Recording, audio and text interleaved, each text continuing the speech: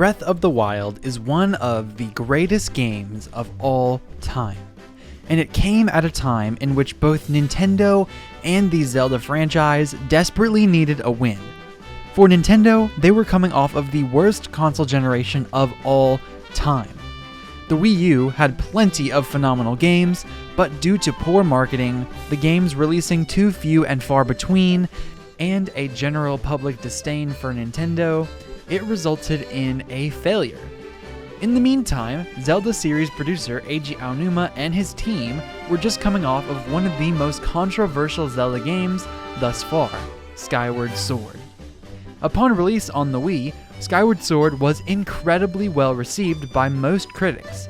The game earned a 93 on Metacritic, and it was praised for its heartwarming story between Link and Zelda. But like most Zelda games, the initial reception did not end up cementing its legacy. It didn't take very long for critics to come out of the woodwork and point out many of the game's flaws. The waggle controls of the Wii had overstayed their welcome, the art style was an odd mix of color and realism, creating a very blurry, messed up looking background, and by far the worst offender in Skyward Sword was its extreme linearity. You had to go exactly where the game told you to go, and every single puzzle had a rigid, singular solution. You couldn't go 5 seconds without Link's companion, Fi, telling you exactly what you needed to do and exactly where you needed to go. All of these shortcomings combined resulted in the game selling an abysmal 3.6 million units on the Wii. The Wii, a console that over 100 people had. Nintendo's second largest franchise couldn't even get 4% of their console's owners to buy the newest installment in the series. The 3D Zelda formula had reached its breaking point and it desperately needed a change. Enter Breath of the Wild, or should I say Zelda U, because Aonuma gave us our very first look at the untitled Zelda game back at E3 in 2014. He talked about how their inspiration for the game was the very first Zelda game on the NES, how in that world you could seamlessly explore and go wherever you wanted. He spoke about how he had always wanted to return to that type of feeling in a Zelda game, and how he incorporated bits of that into past games such as the sea in Wind Waker. Then, he showed off the first look at the world of Breath of the Wild, and talked about how you would be able to go wherever you wanted, whenever you wanted. You were no longer held back by the game's own design. The shackles were finally removed. But of course, such ambition takes an immense amount of time to develop, and it wasn't until almost 3 years later that we finally got Breath of the Wild in our hands. Except for the vast majority of people played it not on the Wii U, but on the Nintendo Switch day 1, March 3rd, 2017. The win Nintendo needed so desperately was finally here, in the form of both Breath of the Wild and the Nintendo Switch. Breath of the Wild specifically earned an astounding 97 on Metacritic, making it the 6th highest rated game of all time. And Breath of the Wild was a cultural phenomenon, and it righted every single wrong that Skyward Sword committed. The open world exploration was revolutionary, the combat and overall gameplay was the best in the series by a mile, and the graphics and art style were phenomenal. Breath of the Wild was rewarded for all of its innovation by winning Game of the Year, the first and only time up to this point that Nintendo has brought home the big award. And it sold over 32 million copies, absolutely shattering Twilight Princess's 8.93 million, which was the series' previous best-selling game. To this day, Breath of the Wild is beloved by the masses, and you can't go 5 feet without finding a 4-hour retrospective gushing about the dang thing. So when the sequel to Breath of the Wild was teased at E3 just 2 years after Breath of the Wild's release, hype was through the roof, and the pressure was on. But once again, the infamous Zelda delays struck. COVID hit in 2020 and presumably halted development for the game, and every other game for that matter. We were getting drip-fed new trailers 1 year at a time with promises of seeing more soon. And we all went a little crazy in 2020, especially in the Nintendo community. There was no Nintendo Direct the entire year, and we had heard absolutely nothing about Tears of the Kingdom, and every single day that passed without any news from the company felt like a month's worth of time. Then finally, on September 8th, 2020, Nintendo shadow dropped a Zelda trailer. Only it was not the Zelda game that we had all been starved for. Age of Calamity was a genius idea and a great way to tide over fans of the series while we waited for Tears. Calamity released just a few months after its initial reveal on November 20th, and it was a great game. One that I personally sunk over 100 hours into, just grinding away and slashing millions of bokoblins and moblins. The story was phenomenal even after the crazy twist that perfectly subverted our expectations and led to an epic conclusion. The only problem was that it made us even more ravenous to see more of the fabled, unnamed Breath of the Wild sequel. Especially considering the reports of them reusing the world of Breath of the Wild, we had all anticipated the game would be coming at any moment. But we ended up going an entire 2 years between reveal and the next trailer at E3 2021. In that trailer, the sequel was finally confirmed for a 2022 release. Until it wasn't. That's right, Tears of the Kingdom was delayed once more to May 2023, and it later came out that the game was pretty much entirely finished that year and could have launched in 2022. However, the Zelda team wanted to make absolutely certain that all bugs and wrinkles within the game were patched up before it hit store shelves. An admirable thing to do in this market and economy, especially considering all of the other games that launch on other platforms as a buggy mess. Yet fans are never as patient as developers. Many felt total exhaustion waiting for Tears of the Kingdom. The follow-up to one of the greatest games ever made was taking too long.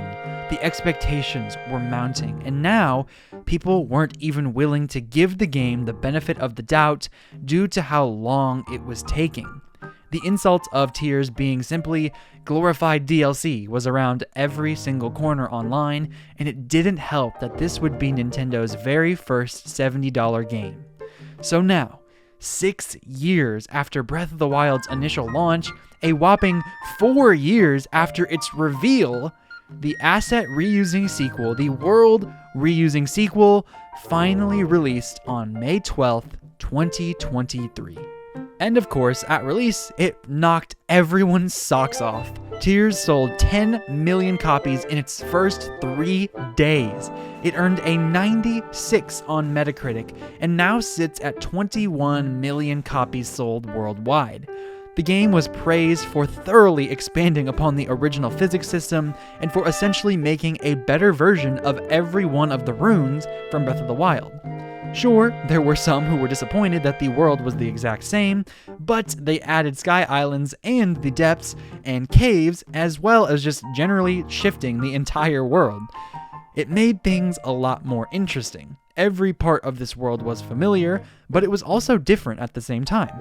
The divine beasts were also gone in favor of more traditional Zelda dungeons in response to Breath of the Wild's critics, and more freedom was given to the player than ever. But, of course, it didn't take long for the criticism to roll in and surround the game in a fog of anger, disappointment, and toxicity that resides around it to this very day. Tears of the Kingdom was completely, totally, and utterly swallowed up by the weight of expectations. Allow me to throw out a thought experiment. If Tears of the Kingdom had come out first, back in 2017, before Breath of the Wild, and Breath of the Wild had just never existed at all, it was only ever Tears of the Kingdom, were launching alongside the Switch on March 3rd, 2017, how do you think that everybody would have reacted to Tears? I think all the evidence points that it would have been a resounding success equal to, if not greater than Breath of the Wild. And yet, even though I agree with that, and I'm pretty sure you, the viewer, would agree with that as well, why is it that now, that the game is still hated by millions of people and is just seen as a quote-unquote worse game than Breath of the Wild. By the time Tears had come around, Breath of the Wild was no longer novel. The world, exploration, physics engine was all seen and done before, and in fact, the Breath of the Wild genre is now cemented in the gaming sphere as just something that other developers copy. There are so many games that are very similar to Breath of the Wild's formula, and because of Breath of the Wild really making waves throughout the industry, there are open world games everywhere you turn. Tears of the Kingdom did not revolutionize the industry or even some sort of Zelda formula or even the open world formula.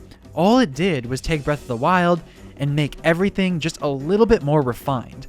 Whether or not you agree that refined nature is better or worse is up to me and up to you. But to me, I think it is a lot better in most ways. And yet, the reason most people are unhappy with Tears of the Kingdom is not because of what it did, but because of what it didn't do. Tears of the Kingdom did not blow our socks off the same way Breath of the Wild did, because we already knew what Breath of the Wild was and what Tears could potentially be. People were expecting something that simply could not even be created. A follow-up to Breath of the Wild was all this game was ever intended to be, and in my opinion, it not only met but exceeded every little bit it could be in that regard. However, people expected this game to be completely different, to be completely new, and to blow their socks off in a way that Breath of the Wild never could. Especially considering everyone's innovations and takes upon the open world formula years and years after Breath of the Wild's passed, I think a lot of people went to Tears and just were disappointed by how quote-unquote little it had changed and how similar the world was and how unfortunate it was to see Tears not be all that it could be. But yet, Tears of the Kingdom was never supposed to be what everyone thought it was, which is an impossibly great game. And yes, it is an amazing game. I love Tears, and it's probably one of my favorite games of all time. But what people had expected from it was more than it could have ever possibly even thought of providing. People forgot this game was a sequel to Breath of the Wild. It was built off of the idea of DLC. The DLC for Breath of the Wild stopped at Wave 2 simply because they wanted to continue development for a brand new game. They had so many ideas, they had to make a new game. But it was only ever a sequel. And of course, sequels don't sell as well, and they don't nearly get as much hype, and that's understandable. But people didn't seem to understand that this was a sequel. They thought it was going to be the next big thing, and it just wasn't. And I'm here to tell you that's fine. But what I'm here to tell you is not fine, is going about acting like Tears was supposed to be something it was never going to be. And that, my friends, is why the weight of expectations is so dangerous, why Tears got swallowed up by it, and why so many people hate the game and are disappointed by it to this day. So in a world of toxicity where this fog is surrounding the game, and let me be clear, many of those people are not being rude or mean about it. In fact, most of them are valid criticisms, and I hope more people take that approach and more people see that those people are being valid. But there are a lot of other people who are simply hating on the game for no reason, hating on people who love the game for no reason, and are going out of their way to make sure you are put down for enjoying this game. So, in response to that, and in response to why I believe this game is a masterpiece, allow me to indulge in a little bit of gushing about Tears of the Kingdom. Especially after Echoes of Wisdom, I am convinced more than ever that this new Zelda formula is not only the way to go, but is simply just better than what came before. It is designed for you to solve puzzles and the world and everything, just solving everything in your own way. Designed to give you a constant sense of wonder and discovery. Take the depths, for example.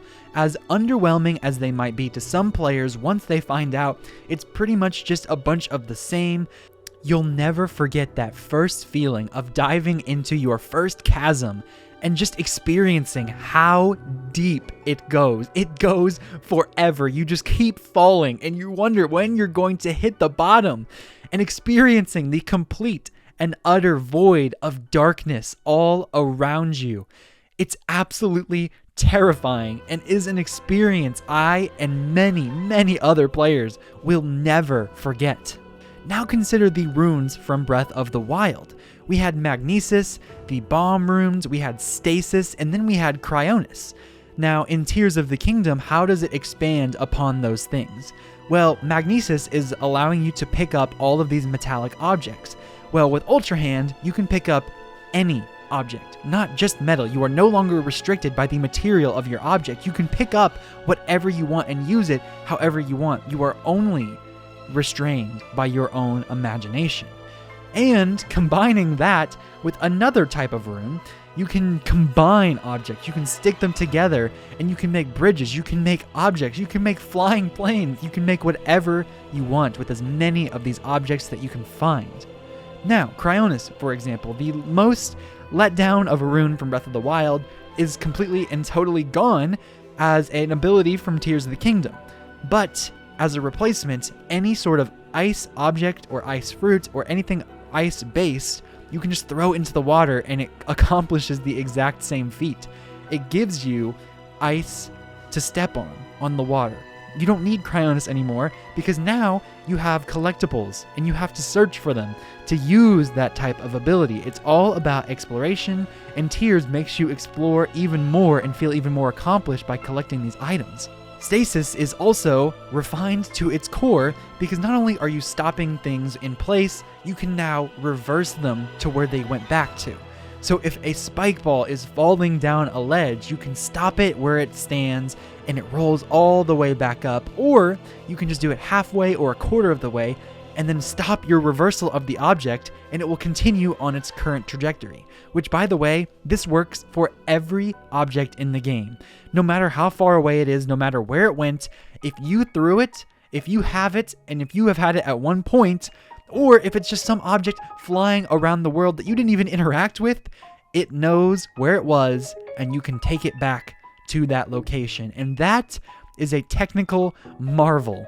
And the bombs are also considered irrelevant in terms of abilities. You don't need actual runes anymore for these things. You have bomb flowers. You can not only throw them now, but you can attach them to your arrows or your weapons or your shields. And sure, sometimes that can be kind of useless because you'll blow yourself up in the process, but that just adds to the realism and the creativity that you have to use to get through all of these different puzzles and to get through obstacles. So just like that, Breath of the Wild is considered obsolete in terms of its main abilities that blew everyone's minds when it first released.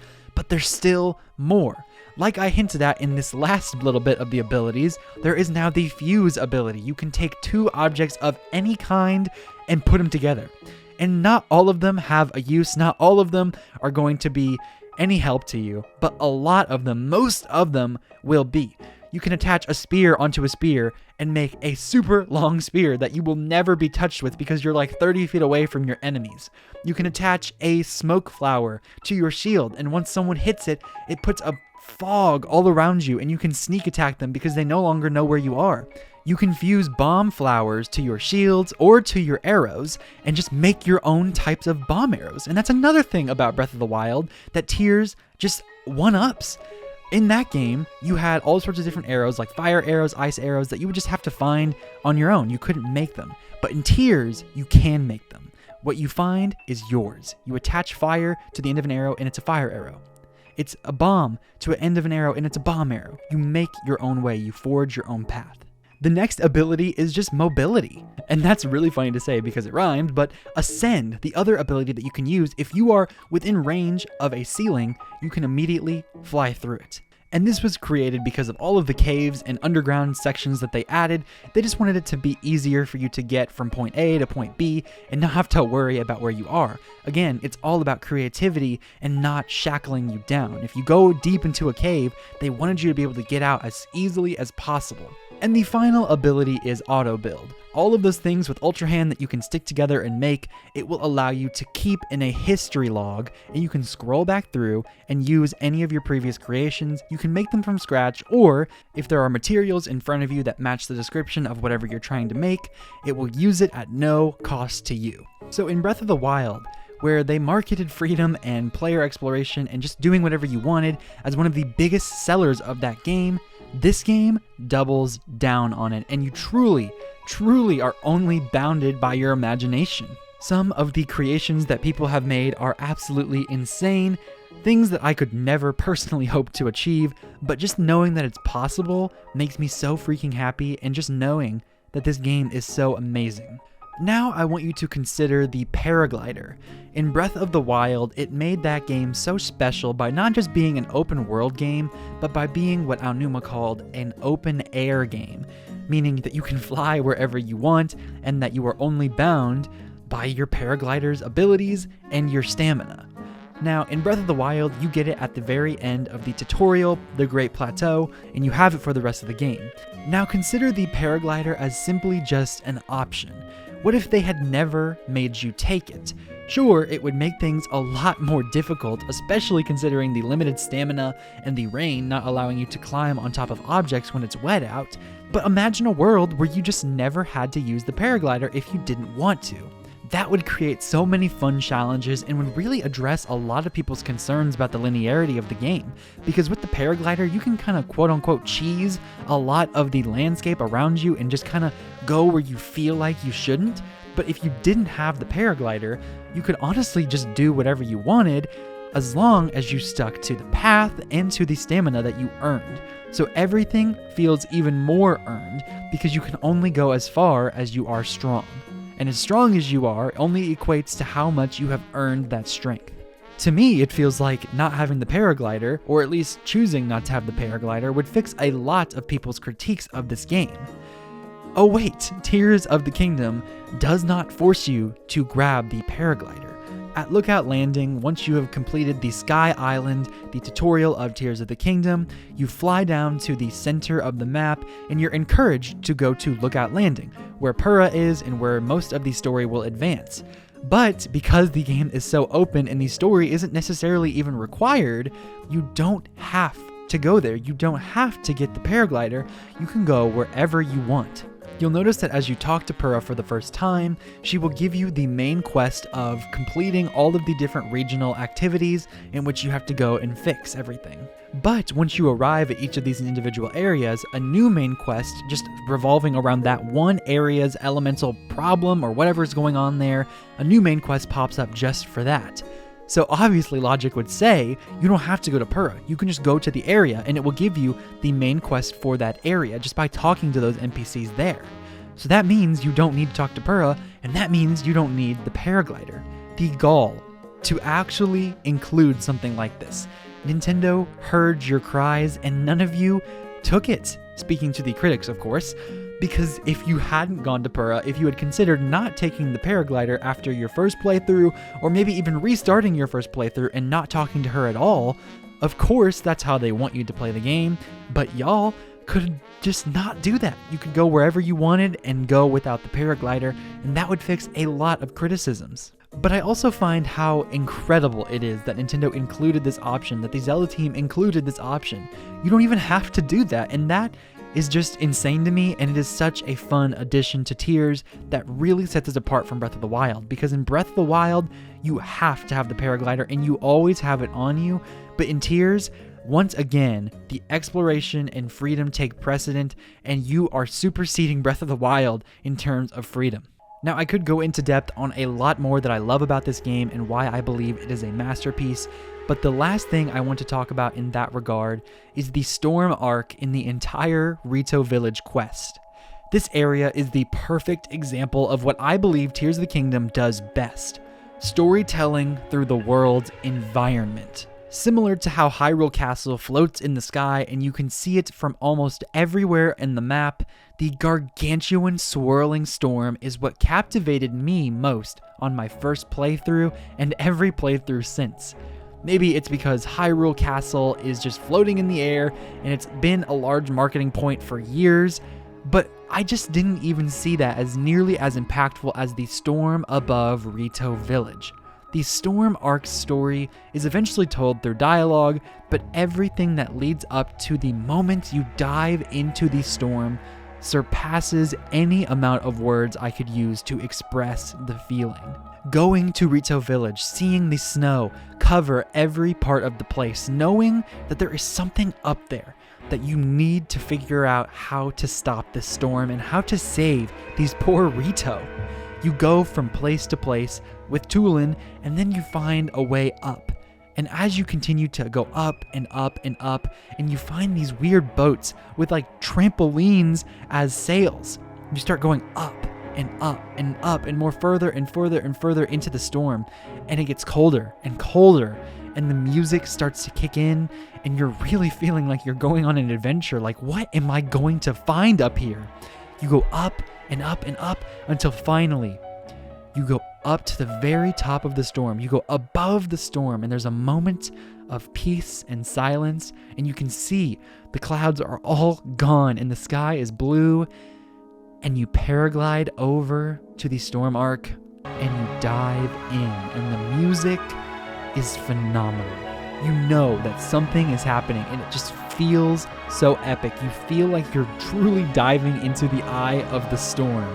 Literally, figuratively, emotionally, all of the above. You are diving in to something incredible. And I don't want to spoil it for people who haven't played the game yet, and if you haven't, please go buy it. It is absolutely worth the price, and I love every aspect of this game, except for maybe the storyline. Now listen, I acknowledge that the game has a subpar story, and personally, I would probably prefer Breath of the Wild's overall narrative compared to Tears. However, I think Tears of the Kingdom reaches higher heights than its predecessor, as both a technical marvel and a narrative. The moment you dive into the storm, as I just spoke about in Rito Village, uncovering exactly what happened to Zelda, why she is the way she is, and how to fix her is absolutely gut-wrenching. Fighting Ganondorf at the very end of the game is the best Zelda ending of any game, period. It hits highs that Breath of the Wild just didn't hit for me.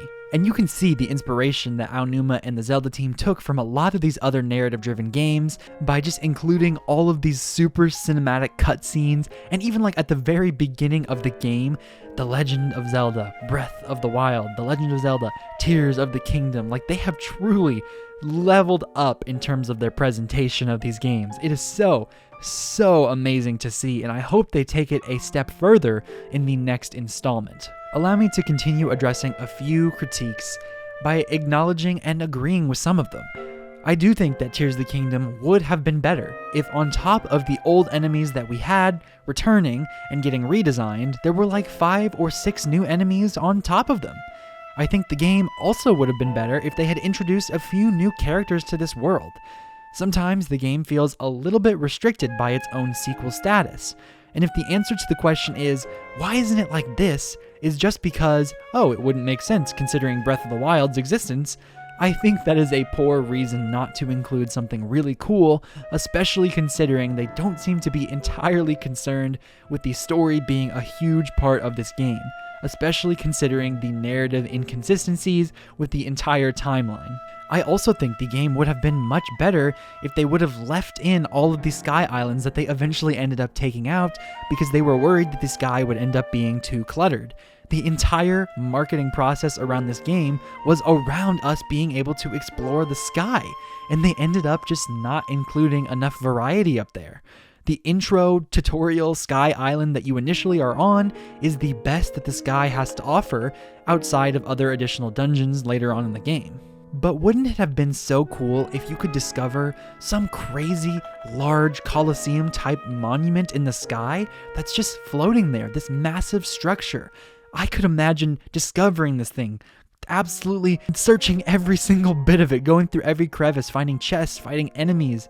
It would have been glorious to see, but they just decided not to do that, and I can understand why, but still, I wish they had really focused more on the sky. And while I do think the depths as a concept is absolutely phenomenal, taking the land that you are so familiar with and absolutely reversing every little bit of it, making the lowest pit the highest peak in the depths, and vice versa, I really do think if they had added any sort of unique enemies down there besides the one big monster that I won't spoil for some people, and of course adding the main bosses from the dungeons after you defeat them was a very, very nice touch, But if they had added even more enemies down there, or just more stuff outside of what we had initially expected from the reversal of this place, it would have been really cool as well.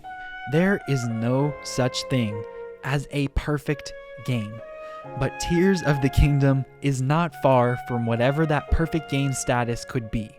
I just think that too many people were stuck under the weight of those expectations, and they really ended up subconsciously, maybe even, perhaps it was consciously, but I think for a lot of people it was subconsciously, they ended up looking at this game and seeing something that just never was going to be there. And so they were disappointed by what they were never promised to have. And can I be a little bit honest with you now that we are close to the end of this video? I was one of those people. I was one of those people that was crushed by the weight of expectations and was incredibly and totally disappointed with Tears because I just didn't know why it wasn't what Breath of the Wild was for me.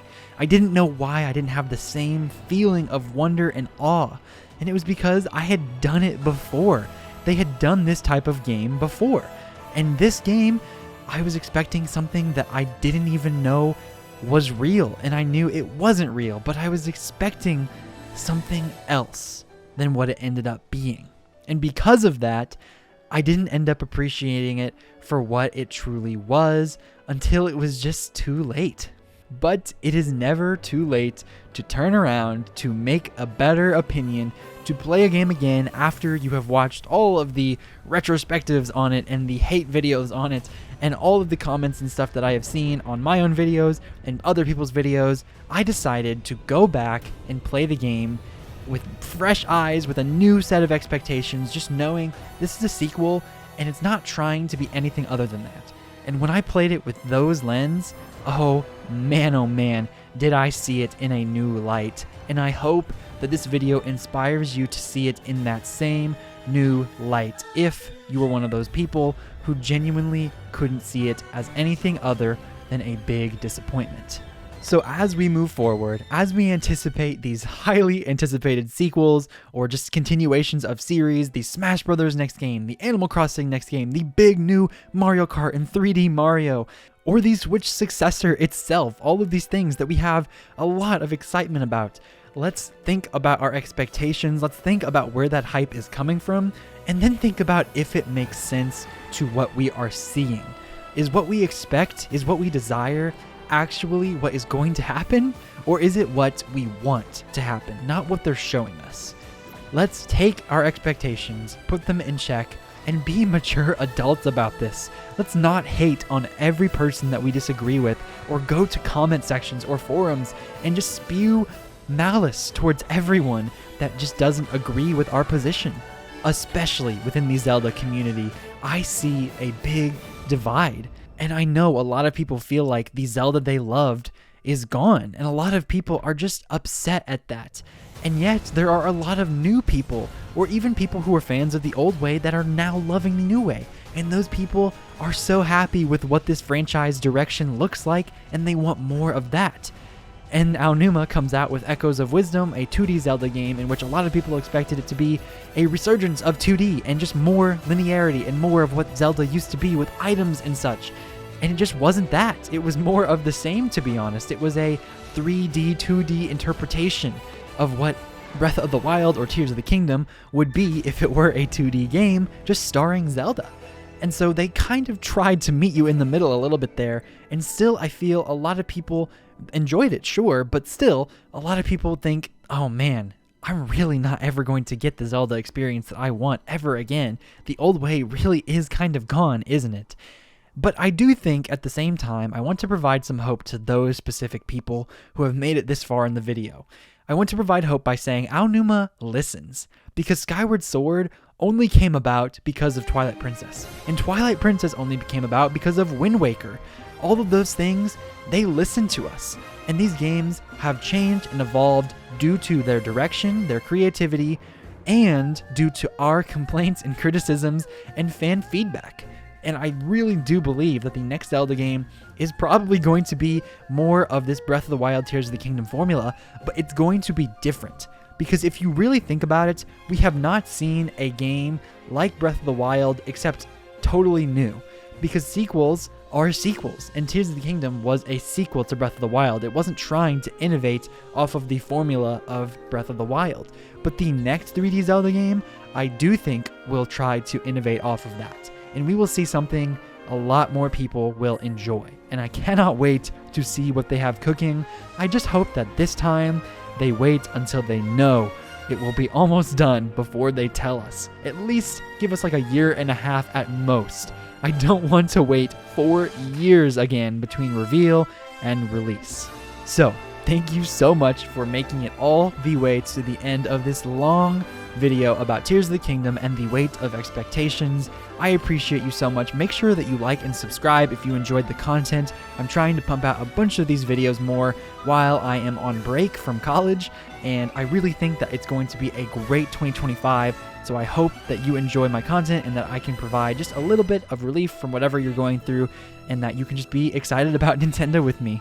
So like I said, please make sure you like and subscribe to today's video. Click that notification bell if you want to know exactly when my videos come out, and consider joining my membership program, just $5 a month, to get early access to all of these videos.